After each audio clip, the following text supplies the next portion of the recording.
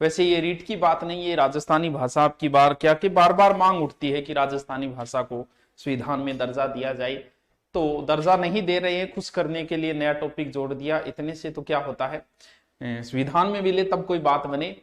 अब राजस्थानी भाषा का एक विस्तृत टॉपिक जो पहली बार हो सकता है, ऑफलाइन में इनको नहीं करवाया जाता, पूरा डिटेल भी नहीं मिलता। वैसे हमारी नई रीट की किताबों में इसका पूर्णतः डिटेल है, किताबों में तो चलो सब में ही होता है। भाषा जो बनती है वो हमेशा लिपि से ही बनती है, कोई न कोई लिपि तो रही होगी। तो हम अगर बात करें, हमारी चर्चा किससे चल रही है, हमारी चल रही है राजस्थानी की। जो हम बोलते हैं, जो आपा बोला हाँ वह राजस्थानी है, यहाँ देखा तो मैंने राजस्थानी में भी बोलना चाहिए, मैं हिंदी क्यों छांटने लग रही हूँ भाई। तो राजस्थानी क्यों निकली है, क्या क्यों निकली है, वह आपा चर्चा करना। देखो राजस्थानी जो की है बिंगी भी कोई ना कोई लिपि तो हुई होगी, बिल्कुल गुरुजी हुई है, कोई ना कोई लिपि तो हुई होगी, कोई ना कोई लिपि तो रही है। देखो बिया देखा तो हिंदी की लिपि कौन सी है गुरुजी, हिंदी की लिपि तो देवनागरी है, सारा नहीं बेर में। इंग्लिश की है रोमन है। राजस्थान की लिपि बिया देखा है तो थोड़ी मोटी देवनागरी मिलती जुलती है। कुछ अक्षरान अगर छोड़ दूं तो लगभग देवनागरी मिलती जुलती है राजस्थानी, कोई ज्यादा अंतर को नहीं। लेकिन कई विद्वान यह बोले हैं कि ना ना ना ना राजस्थानी की मूल लिपि देवनागरी को नहीं, बिल्कुल बंगी भी बात सही है कि मूल लिपि की है नहीं बा राजस्थानी की है महाजनी। गुरुजी के नयो नाम आ गयो, वो भी बताऊंगा कि वो क्या आ गयो। कई विद्वान कह कि राजस्थानी की लिपि की है बा देवनागरी को नहीं बा महाजनी है। गुरुजी महाजन नाम देखो मॉडल आ गया, जद बोले मोड़ मोड़ के मुंडिया बना दिया शब्दांगा के मुंडिया कुणे बा सेठा बा महाजना बा सेठा बा के बढ़िया यानी बढ़िया लिपि बा लिख लिखे और ऊंदा बाना मात्रा ने बना के मोड़ के, यानी है तो शब्द तो भाई लेकिन ज्यादा मोड़ के बांगे शब्दां की मात्रा बनाती ऊपर। बाज की नई लिपि बा महाजनी मुंडिया या बढ़िया लिपि ही, यानी बाणिया आपका हिसाब लिखिया। तो आ माने बाणिया लिखे इंगो मतलब अकबर को एक वित्त मंत्री हो, वो को बहुत महन हो, जो दक्षार पद्धति चलाई कौन टोडरमल। यो टोडरमल जो महाराणा प्रताप ने समझाने में लास्ट अभियान के रूप में, वो टोडरमल आ बतावे कि आ लिपि को जो विकास करियो नहीं अणभाइडा ही करियो, कौन करियो टावरो टोडरमल करियो। तो कुछ विद्वान ये मानते हैं कि राजस्थानी की है देवनागरी से मिलती जुलती, जब बोलिया एक नई लिपि बना दी मुंडिया लिपि, मोड़ मोड़ के बना दी अक्षर मरोड़ के एक नई लिपि बना दी उसी मुंडिया लिपि। तो याद रहे जैसी है कि राजस्थानी की मूल लिपि कौन सी है टावरो, वह है महाजनी मुंडिया या बढ़िया। बहुत बढ़िया बात। अब अभी मैं परिचय करवा रहा हूं, मूल जो प्रश्न है वो आराम से समझ में आ जाएंगे आपके, फिर इसके नोट्स भी आपको मिल जाएंगे। कहां मिलेंगे, नोट्स मिलेंगे। चलो अभी मैंने भाषाओं का आपके जो टॉपिक लगता है ना, राजस्थानी भाषा कहां कहां बोली जाती है, कौन कौन सी है, उसका मैं भी जिक्र नहीं कर रहा हूं। अभी तो हम थोड़े थोड़े से शब्द आगे आएंगे उनका जिक्र करें। दो भाषाओं का आपके हमेशा जिक्र चलेगा, जब राजस्थानी का जिक्र होगा तो फिर डिंगल पिंगल का कन्फर्म जिक्र होगा, इनका तो जिक्र होगा ही होगा। वैसे बच्चों बता दूं कि डिंगल कहीं भी बोलने में प्रयुक्त नहीं होती, ये मारवाड़ी एक साहित्यिक भाषा है। सीधो नक्शों में बनाऊं नहीं टावरो, इन्ने डिंगल है इन्ने पिंगल है, इन्ने डिंगल है इन्ने पिंगल है। पूर्वी राजस्थान की पिंगल पैसे, पूर्वी पैसे पिंगल, पश्चिमी राजस्थान की डिंगल, विस्तृत जिक्र बाद में कराना, ठीक है।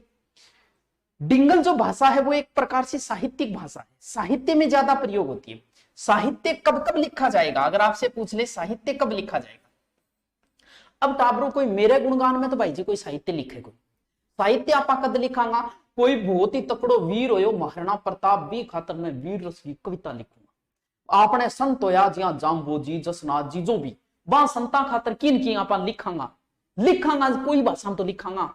अब जितना भी थे देखो लगभग वीर और लगभग साधु संत महात्मा लोग देवता अधिकतर मारवाड़ का वेड़ा है, वहां खातर लोग साहित्य को प्रयोग चालू करियो और बिम आ भाषा को बहुत ज्यादा प्रयोग करियो। कौन सी भाषा को, डिंगल भाषा। तो सबसे पहले प्रमाणित जो पहले सबसे पहले ग्रंथ मिला वो एक बंदे ने लिखा कुशल लाभ, पहला आदमी 1607 से 18 के बीच में एक ही ना, पिंगल शिरोमणि ग्रंथ है, पिंगल शिरोमणि ये पहला ग्रंथ माना जाता है जिसके अंदर डिंगल भाषा का प्रयोग किया गया, इसका मतलब इंपॉर्टेंट प्रश्न है। फिर एक दूसरा आया कुकवि बत्तीसी, कुकवि बत्तीसी, ये विक्रमी संमत, ये ग्रंथ जो है वो 1817 का है विक्रमी। इसके बाद में सर किसने लिखा? ये कवि बांकीदास ने लिखा। सर हुईज बांकीदास? ये जो है वो मानसिंह के दरबार में थे, जिन्होंने लिखा था आयो अंग्रेज मुल्क रहे ऊपर आंस लीनी खैसूरा। राजस्थान के अंदर अंग्रेजों का सबसे पहले विरोध करने वाले बंदे यही थे, कवि बांकीदास जी। बांकीदास जी ने ग्रंथ लिखा कुकवि बत्तीसी। ये एक प्रकार से डिंगल भाषा का दूसरा ग्रंथ मान सकते हैं। पहला कौन सा है? पहला कैसे है? कुशल लाभ का है, पिंगल शिरोमणि। दूसरा है कुकवि बत्तीसी ग्रंथ है जो कवि बांकीदास जी का है। बांकीदास जी वैसे जाति से चारण थे। ठीक है, आगे चलते हैं। मुरधर्रा बांकीदास कवि लिखिया अंग्रेजारी चाला ने, चेतक रो चतुर गीत लिखियो चेतावण हिंदरे बाला ने। इस प्रकार से इनका लाइन है उनके ने। एक डॉक्टर है जिनका नाम है सुनीति कुमार चटर्जी। परिचय करा रहा हूं अभी, क्योंकि आपका मुझे लगता है ये टॉपिक पहली बार पढ़ रहे हो, तो मैं चाहता हूं कि फुल डिटेल से पढ़ाऊं ताकि ऊपरी ऊपरी प्रश्न तो आपके ऐसे ही याद रह जाए। एक तो क्यों जो टॉपिक पहले पढ़ चुके हैं उनमें समस्या नहीं आती। इन्होंने राजस्थानी भाषा के लिए जो नाम दिया वो डिंगल या मारवाड़ी नाम ही दिया इन्होंने, डिंगल या मारवाड़ी। लिखो तो लिख लेना, याद करो तो कर लेना, अच्छी बात है। नरोत्तम दास जी ने भी डिंगल शब्द का ही प्रयोग किया राजस्थानी के लिए। किसने? नरोत्तम दास। इन्होंने भी राजस्थानी के लिए मूल रूप से कौन सा शब्द का प्रयोग किया है? इसी डिंगल शब्द का। फिर है गजराज ओझा, गजराज ओझा कवि। इन्होंने ये कहा कि डिंगल में डे शब्द ज्यादा आता है, यानी डिंगल में डे शब्द ज्यादा आने की वजह से इसका नाम डिंगल पड़ा। ऐसा है नहीं, कहते हैं भी, मत है ये तो इनका। गजराज जी ओझा। डिंगल में जो साहित्य लिखा गया था ना बच्चों, वो लिखा गया था वीर रस का। और जब भी कभी वीर रस की कविता सुनाए तो उसमें डे और ढे सबसे ज्यादा आते। हिंदी साहित्य के जो बच्चे हैं जिन्होंने वीर रस पढ़ा उन्हें पता है, आहुंड कटे नरमुंड कटे कट कट के झुंड कटे, यानी डे डे ज्यादा आएगा। यानी इसलिए बोला कि डे ज्यादा डिंगल पड़ गया। बात तो कौन, लेकिन आप मानना। फिर है पुरुषोत्तम दास जी को मत।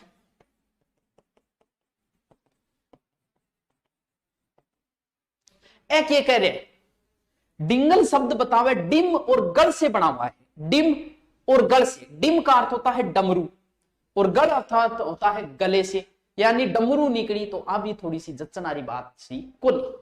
एक शब्द है डगल। कुछ लोग कहते हैं कि डिंगल शब्द प्रश्न अटूने के बराबर पूछना मत, ये जिक्र करने हो थोड़ा। डगल यानी ढिलो, यानी जिनके जोड़ जो होते हैं ना दृढ़ता से गढ़े हुए नहीं होते, ढीला हुए। डगल गोट के भैया डगरू उठने बोले। ढीलो होने के कारण डिंगल भाषा पिंगल के समान नियमों में, यानी पिंगल नियमों में बंधी हुई भाषा है। डिंगल नियमों में बंदेड़ी को नहीं, जो नियम हम नहीं बंदेड़ी वो तो ढीलो हुए डगल हुए। तो जब बोले इन कारण इनको नाम के पड़े डगल पड़े। अब बात बोले लिखो तो लिख लो, नहीं लिखो तो कोई बात को नहीं। फिर आपने एक अंग्रेजा कौन आओ, एलपी टेसीटोरी, दोहरा रहो धोरी बोले। इसने बहुत शोध किया है बंदे ने। वेली की सर रुक्मणी ग्रंथ को खोजने का श्रेय इन्हीं को जाता है। दोहरारो दोहरी कहा जाता है। इनकी मृत्यु यही थी। एक बार एग्जाम में पूछा था टेसीटोरी ने किस पर शोध किया, तो चारण साहित्य पे इन्होंने सबसे ज्यादा शोध किया था। इन्होंने ये क्या कहा है, प्राचीन जो डिंगल का समय माना है इन्होंने, जो 13वीं शताब्दी के मध्य से शुरू होकर 17वीं शताब्दी के मध्य तक माना गया। इनके अनुसार डिंगल का समय भी वर्तमान में तो बोली नहीं जाती। वर्तमान में लोग साहित्य भी नहीं लिखते, नए के बराबर लिखते हैं। तो ये समय बताया है टेसीटोरी। टेसीटोरी का जिक्र हम बाद में करेंगे। ये मैंने थोड़ी बातों की आपके चर्चा की। टॉपिक लंबा होगा, नया टॉपिक है तो आपको ढंग से इसे पढ़ना भी पड़ेगा और प्रश्न भी अच्छे पुटअप होंगे। आप अगर बोर हो रहे हो तो भी आपको पढ़ना पड़ेगा, क्योंकि कोई ऑप्शन नहीं है। दोबारा मैं इसको रिपीट कर देता हूं एक बार। चल भाई, ये तो टावरान टेमगढ़ है। राजस्थानी हो सकता है, राजस्थान की वजह से नाम पड़ा होगा। अबुल फजल इसे मारवाड़ी नाम देता है। गुजरी अपभ्रंश है मेन जो राजस्थानी निकली है, वो अपभ्रंश का अर्थ होता है बिगड़ा हुआ। वो लास्ट में बिगड़ के राजस्थानी बन गई, उस हिसाब से याद रख लेना। संस्कृत जो भाषा थी वो दो थी, एक तो लौकिक संस्कृत जो लोग बोलते थे, एक लिखित संस्कृत। तो बाद में वो आगे जाके पाली 3 भागों में बटी, सोरसेनी, मागधी और महाराष्ट्री। इसी सोरसेनी से बनी गुजरी अपभ्रंश और सोरसेनी अपभ्रंश, और इसी गुजरी अपभ्रंश से कौन सी भाषा बनी? राजस्थानी। यानी राजस्थानी किससे निकली? अपभ्रंश से। किससे? गुजरी अपभ्रंश, यानी गुजरात से अलग होके एक हमारी भाषा बनी है, ये याद रख लेना, ठीक है। राजस्थानी भाषा की लिपि सेम टू सेम वही है, कुछ शब्दों को छोड़ दे तो कौन सी? देवनागरी लिपि छोड़ो, देवनागरी लिपि। लेकिन कुछ इतिहासकार ये कहते हैं नहीं, ये सेठों द्वारा तैयार की गई है, मुंडेरी लिपि है, मुंडिया लिपि है, ठीक है। फिर हमने थोड़ा डिंगल का जिक्र किया। डिंगल का पहला ग्रंथ है कुशल लाभ का पिंगल शिरोमणि, और दूसरा ग्रंथ जो कवि बांकीदास जी का है कुकवि बत्तीसी। अब हम थोड़ा सा और चर्चा करते हैं दोस्तों, सुनो। डिंगल भाषा किन जातियों में प्रचलन थी? डिंगल भाषा की जातियां, वैसे तो आज तक जब भी एग्जाम में पूछा गया है तो डिंगल भाषा की मुख्य, आज तक एग्जाम में एक ही जब प्रश्न पूछा तो उसमें ऑप्शन चारणी है, क्योंकि डिंगल भाषा में वीर रस के लिखे जाते थे और वीर रस का लिखने का कार्य मुख्यतः चारणों का था। लेकिन चारणों के अलावा 3-4 जातियां और का भी नाम आता है, हम उन सभी जातियों का थोड़ा थोड़ा जानकारी ले लेते हैं। सबसे पहले तो हमें नाम लेना पड़ेगा, क्योंकि डिंगल मुख्यतः किनकी भाषा थी? मुख्यतः चारणों की भाषा थी। अब आपको पता है डिंगल पश्चिमी राजस्थान में है, वो चारणों का क्षेत्र भी कौन सा है? पश्चिमी राजस्थान है। संस्कृत में एक उक्ति चलती है चारणों के लिए, चारयंती कीर्तनम इति चारणा, यानी कीर्ति का जो संचार करते हैं वही चारण है, या इसीलिए चारण कहलाए। चारण जो है वो ये मानते हैं कि जो 4 वर्ग है, इन 4 वर्गों से बाहर की जाति मानते हैं अपने को, यानी अपने को देवतुल्य जाति मानते हैं। जैसे रामायण में भी इस जाति का उल्लेख आता है। भगवान राम भी कहते हैं कि जब आप रामायण देखो, तब आप रामायण देखना, तब भगवान राम जब समुद्र से रास्ता मांगते हैं तो वो समुद्र से रास्ता नहीं देते, तब समुद्र से गुस्सा हो जाते हैं और धनुष निकालते हैं, कहते हैं कि आने वाले समय में इस चीज का बखान जो है चारण, गंधर्व, किन्नर आदि करेंगे। यानी ये जो है अपने को देव जाति के सम्मान मानते हैं। चारणों की मुख्य रूप से 4 शाखाएं हैं। एक मारू जो मारवाड़ में रहते हैं, एक काछेला है, एक सोरठिया है, एक बुम्बेल है। मुख्य रूप से ये 4 माने गए हैं चारणों। चारण जो है वो अधिकतर शाक्त के पुजारी है। शाक्त का अर्थ होता है शक्ति के पुजारी। राजपूत भी अधिकतर शाक्त के पुजारी होते हैं, शक्ति के पुजारक, देवी के पुजारक। ये देवी को जोगमाया नाम से पूजते हैं और ये मानते हैं कि हमारे औरतों के अंदर ही देवी का अवतार मानते हैं, हमारे अंदर। चारणों की जो प्रथम देवी मानी गई है वो हिंगलाज मानी गई है। ये प्रश्न अभी राजस्थान पुलिस के अंदर आया था। चारणों की प्रथम देवी तो हिंगलाज मानी गई, लेकिन चारणों के सर्वोच्च स्थान किसी अगर देवी का है तो वो करणी माता का है। चारणों का सर्वोच्च स्थान तो करणी माता का है, लेकिन चारणों की जो प्रथम देवी है, ये प्रश्न आया था, ध्यान रखना। बाकी चारणों का रहन सहन, रीति रिवाज, खान पान, व्यवहार आदि सारी की सारी राजपूतों की तरह ही है, यानी राजपूतों से मिलते जुलते इनके सारे व्यवहार है। ये तो हम अभी अब जिक्र नहीं करें, अभी बाद में जिक्र करेंगे। डिंगल भाषा प्रयोग करने वाली मुख्य जातियों में सबसे पहले नाम आएगा चारण। दूसरी जाति का नाम आएगा भाट। बहुत सारे जानकारी न होने की वजह से और इस शब्द को साथ में प्रयोग कर देते हैं कि डिंगल भाषा चारण भाटों की भाषा है, जबकि चारण और भाट दोनों अलग अलग जातियां हैं, एक जाति नहीं है। ये गलती की वजह से कई बार बोल देते हैं जब नॉलेज नहीं होता। भाट अलग होते हैं, चारण अलग होते हैं। अब देखिए, ऐसा माना जाता है कि भाट जो शब्द बना है वो भट्ट से बना हुआ है। संस्कृत का शब्द है ये भट्ट, संस्कृत के भट्ट शब्द से भाट शब्द बना हुआ है। भट्ट शब्द के 2 अर्थ निकलते हैं, एक तो वेदाभिज्ञ पंडित, भट्ट शब्द का अर्थ बताया, दूसरा स्तुति पाठक जाति। लेकिन यहां जो भाट शब्द जो भट्ट बना है, इसका दोनों ही अर्थ नहीं माना गया है। भाटों का जो मुख्य कार्य था वो था वंशावली रखना।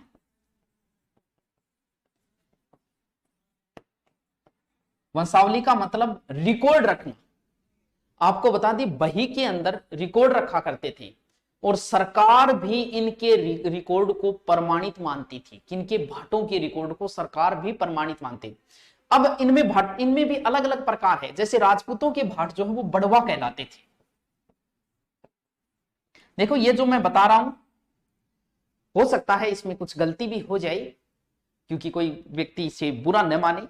ये सारी जो बातें बता रहा हूं मैं लिखित प्रमाण सहित बता रहा हूं। अगर मुझसे कोई पूछेगा कि सर बताइए कहां लिखा है कि राजपूतों के भाट बड़वा कहलाते थे, महेश्वरियों के भाट जो है वो जागा कहलाते थे, भाटों के भाट जो है वही बांचा भाट कहलाते थे, तो बाकायदा मैं इसका आपको प्रमाण दे दूंगा। भी हो सकता है कि आज जातियां बदल चुकी है, आज सारे कार्य भी छूट चुके हैं। जैसे चारणों का कवियों का काम था, तो आज तो नए के बराबर कवि बचे हैं, तो वही बात है। तो काम प्रत्येक काम छूट गए पुराने के हिसाब से, तो इसे कोई अन्य था न लेवे। इनका चारण पहली जाति है, इनसे संबंधित दूसरी जाति भाट है। तीसरी जाति जो डिंगल भाषा से संबंधित है वो है राव। कौन सी? राव। आम धारणा ये मानी जाती है कि राव और भाटी जो है वो एक ही जाति है, परंतु राव इस बात को स्वीकार नहीं करते, वो अपने को भाटों से अलग बताते हैं। बाकायदा किताब में लिखा हुआ है, वही लाइन में बोल रहा हूं। देखो, ये अपनी उत्पत्ति जो है राव वो ब्रह्म यज्ञ से मानते हैं। राव जाति के मुख्य रूप से डिंगल और पिंगल दोनों के कवि मिलते हैं। जैसे चंद्रवरदाई जो है वो राव जाति से था। कौन? पृथ्वीराज रासो का लेखक। किशोर दास, गुलाब जी आदि किस जाति से थे? वो राव जाति से थे। चौथी एक जाति और है जो है किससे संबंधित जातियां बता रहा हूं मैं बता रहा हूं डिंगल भाषा का प्रयोग करने वाली जातियां, जिसमें चारण है, भाट है, राव है। आगे देखते हैं। देखिए, चौथी जो है वो है मोतीसर। हो सकता है आपने इस जाति का नाम नहीं सुना होगा, लेकिन डिंगल में सबसे सिद्धस्थ यही माने जाते हैं। कच्छ भुज के कवि थे, राजकवि कच्छ गुजरात के, मांडल जी चारण कच्छ भुज के थे, वो गुजरात के। उनका विवाह जो है, उनकी पुत्री का विवाह जो है वो माणक जी राजपूत के साथ हुआ। कहते हैं कि इन्हीं की संतानें आगे जाके मोतीसर कहलाई थे। ये जो लोग हैं वो एक प्रकार से चारणों के गांव में जाते हैं, चारणों के एक प्रकार से आश्रित कह सकते हैं, चारणों के गांव में जाते हैं। डिंगल भाषा में ये गीत लिखते हैं मोतीसर, डिंगल भाषा में गीत गाते हैं। और डिंगल भाषा गीतों में ये बड़े दक्ष होते हैं मोतीसर। इनके गीत जो है वो चारणों से भी ज्यादा असरदार माने जाते हैं, डिंगल के इनके गीत। फिर अगली है ढाडी। हम डिंगल भाषा प्रयोग करने में मुख्य मुख्य देखो, ढोल बजाते हैं उन जाति प्राचीन समय में ढोली बने, वैसे ही रबाब जो बजाते हैं वो ढाडी बने। ये जो लोग हैं वो सेना में वीर रस के लिए, सेना में वीरता के गीत गाते थे, और वीरता के अंदर सबसे ज्यादा डिंगल भाषा का ही प्रयोग किया जाता है। तो ध्यान रखिए, जो मैं बातें बता रहा हूं वो लिखित बातें हैं, कोई इन बातों को अन्यथा न ले। हो सकता है कोई जाति कुछ मानती है, कोई कुछ मानती है, तो उनसे मैं पहले ही माफी मांग लेता हूं। चलो ठीक है, नेक्स्ट चलते हैं आगे। अगर आपसे सीधा पूछे कि चारणों की मुख्य भाषा कौन सी है, सीधा उत्तर कर देना डिंगल। आगे जिक्र करें, डिंगल बोल के भी बताएंगे, दोहे भी बताएंगे, कोई बात नहीं है। आगे देखो, अब हम करते हैं राजस्थान की मुख्य शैलियां। मुख्य शैलियां बहुत पढ़ना पड़ेगा, ग्रंथ वगैरह सब पढ़ना पड़ेगा, मैं पूरा डिटेल करा दूं, थारी हिम्मत चाहिए। राजस्थान की मुख्य शैलियां, सॉरी नहीं, 4 शैलियां। पहली जैन शैली। भी राजस्थान में जो भी ग्रंथ लिखे गए वो एक तो जैन शैली के अंदर लिखे गए, दूसरा चारण शैली के। जब आप आरएस मैन का पेपर दोगे ना, उसमें एक प्रश्न हर बार आता है कि चारण साहित्य के बारे में उल्लेख कीजिए। तो आज डिंगल आप पढ़ के, राजस्थानी पढ़ के वो चीजें कवर कर दोगे आप। लौकिक शैली, और इसके अलावा चौथी जो है वो संतों की शैली है, संत शैली। बात समझे क्या? बात ये बच्चों की राजस्थानी की मुख्य शैलियां, यानी राजस्थानी में साहित्य लिखे गए वो किन की?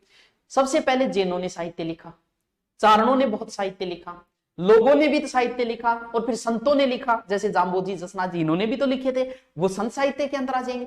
अब हम इनका एक एक जिक्र करेंगे कि जैन शैली में कौन सा साहित्य लिखा गया, चारण शैली में कौन कौन से लिखे गए, लौकिक शैली में कौन से लिखे गए, और संत शैली के अंदर कौन से लिखे। चलो भाई नेक्स्ट चलते हैं। साथ साथ में अगर आप उतारते जाओ तो कोई बात नहीं, उतारते जाओ, क्योंकि ये टॉपिक हर जगह इतना डिटेल से आपको नहीं मिलेगा। सबसे पहले हम पढ़ते हैं जैन शैली।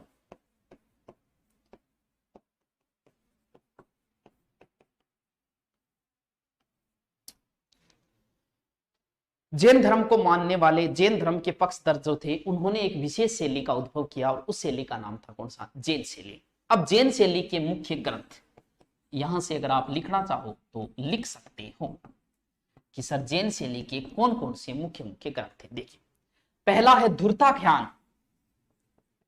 धूर्ताख्यान, अभी साहित्य शुरू नहीं है, अभी राजस्थानी भाषा शुरू नहीं, अभी तो परिचय ही चल रहा है, लेकिन प्रश्न यहां से भी तो, ये चित्तौड़ में लिखा गया था हीरभद्र सूरी द्वारा। ये जैन शैली में लिखा गया है, हीरभद्र, सॉरी शैली नहीं, सूरी, हीरभद्र सूरी द्वारा लिखा गया। दूसरा ग्रंथ है कुवलयमाला, कुवलयमाला, कुवलयमाला। ये भी किसमें लिखा गया है? जैन शैली के अंदर लिखा है। किसने लिखा था? जालोर में उद्योधन सूरी। ये रटना पड़ेगा भाई, ये ग्रंथों के नाम तो रटने ही पड़ेंगे। फिर एक ग्रंथ है कानड़ दे प्रबंध। सबको पता है कानड़ दे प्रबंध किसने लिखा था? पद्मनाभ ने लिखा था। पद्मनाभ कौन था? ब्राह्मण था। कानड़ दे प्रबंध जो है वो पद्मनाभ ने लिखा, लेकिन पद्मनाभ था क्या? ब्राह्मण था, जैन नहीं था। वह माधवानल, एक ग्रंथ है माधवानल। सर ये माधवानल किसने लिखा? माधवानंद आगे है कामकंद कला, पूरा कामकंद कला, कामकंद कला। माधवानंद कामकंद कला के रचयिता थे गणपति। ये जाति से कायस्थ थे। कौन? गणपति। ये गणपति हैं जो कायस्थ थे। ये दोनों, ये ब्राह्मण है, ये कायस्थ है, जैन नहीं है, लेकिन ये दोनों ग्रंथ भी जैन काव्य के अंदर ही लिखे गए हैं। मैं बता रहा हूं, पहले जैन शैली बताई। जैन शैली के अंदर जैनों द्वारा लिखे, उनसे प्रभावित धूर्ताख्यान है, हरिभद्र का वो याद मत रखो, लेकिन ये याद रखना कि कुलेरमाला ग्रंथ किसने लिखा? उद्योधन सूरी ने। दूसरे ये भी जैन शैली में कानड़ दे प्रबंध और माधवानल कामकंद कला। ठीक है, दूसरी शैली आपको कौन सी बताई? चारण शैली।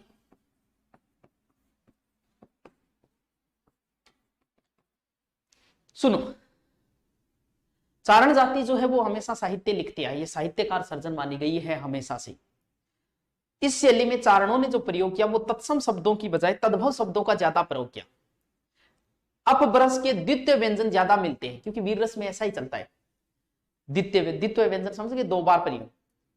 चारणों ने जो साहित्य लिखा वो राजाओं के गुणगान, तो राजाओं का गुणगान, उनकी वीरता का गुणगान किया गया। तो सबसे ज्यादा इन्होंने वीर रस के लिखे। अधिकतर इनके ग्रंथ जो है वो चारणों के वो वीर रस में लिखे गए, इस चीज को थोड़ा ध्यान।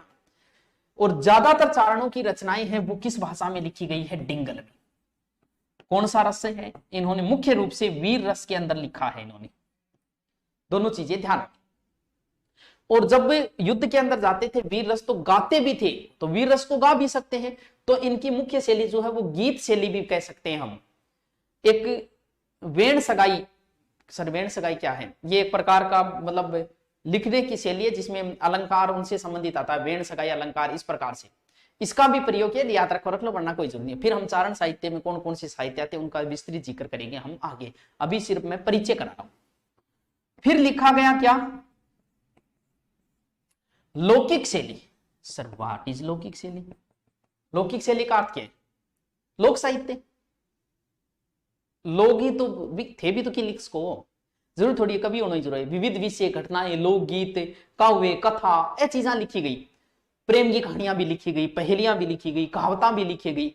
वह सारी कौन सी आ गई? लौकिक से। अरे राजस्थानी भाषा में कौन सा साहित्य मिले? एक तो जैन मिले, चारणाओं लिखेड़ो मिले, लोगांगो लिखेड़ो मिले, संतांगो लिखेड़ो मिले। अब बताओ यूं ज्यादा मैं और क्या बताऊं, सीधी सीधी भाषा है। फिर चौथा आ जाए संतांगो लिखेड़ो, यानी संत शैली। संतों की जो भाषा है वो सदुगड़ी कहलाती है। वैसे कबीर जी की भाषा थी सदुगड़ी, यानी बाने कोई अलंकार छंदाओं प्रयोग मुंह माई सीधो बोलती हो।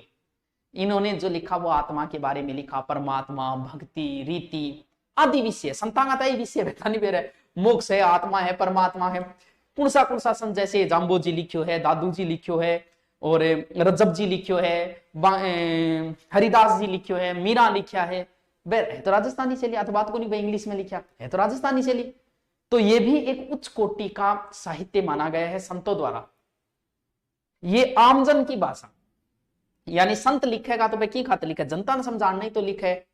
अरे जनता ने समझाने तो लिखे, तो जनता की भाषा में लिखना पड़ेगा। तो ये भी आम जनजीवन की भाषा में लिखा कि इन्होंने संत। अब एक छोटी सी बात मैं और कर दूं, पिंगल की, डिंगल की तो मैं जिक्र करियो। फिर पिंगल गठे बोली जाए, के बोली जाए, उसका जिक्र हम अभी नहीं करेंगे। अभी सिर्फ मैंने नाम प्रयोग कर रहा हूं मैं पिंगल, क्योंकि ये नाम बार बार आएगा। पिंगल का वास्तविक अर्थ देखें तो छंद शास्त्री है।